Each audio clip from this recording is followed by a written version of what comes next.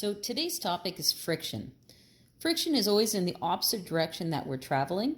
Another thing to note about friction is the formula is force of friction is equal to the Greek symbol mu mg.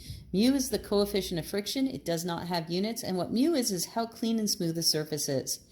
For instance, if you're driving your car in the wintertime and there's snow and ice on the road, it's super slippery and you don't have very much friction. So what we do to increase the friction on the road, we don't change your car. What we do is we throw sand on the road. We make the road dirtier, and that increases the coefficient of friction, and all of a sudden we have traction when we drive.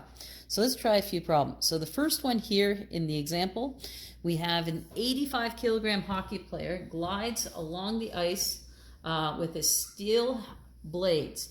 So on page 170 in the textbook, there's a chart there, and it has the coefficient of kinetic friction and the coefficient of static friction.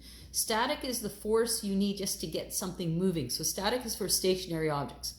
Kinetic friction is if the object's already moving. If you ever try to move something heavy, just to start it moving takes a lot more force than once it goes. Once it's moving, you actually don't have to push it as hard. Anyways, let's continue with the question. So we have an 85 kilogram mass, so mass is equal to 85 kilograms.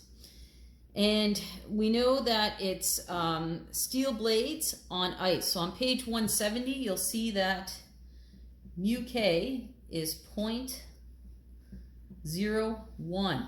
That's on page 170. We are looking for the force of friction, and we know what G is. G is always 9.8 newtons per kilogram or meters per second squared. Our formula is force of friction is equal to mu mg. You just plug it in.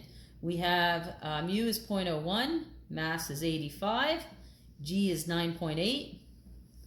Multiply them together and we get 8.33 newtons.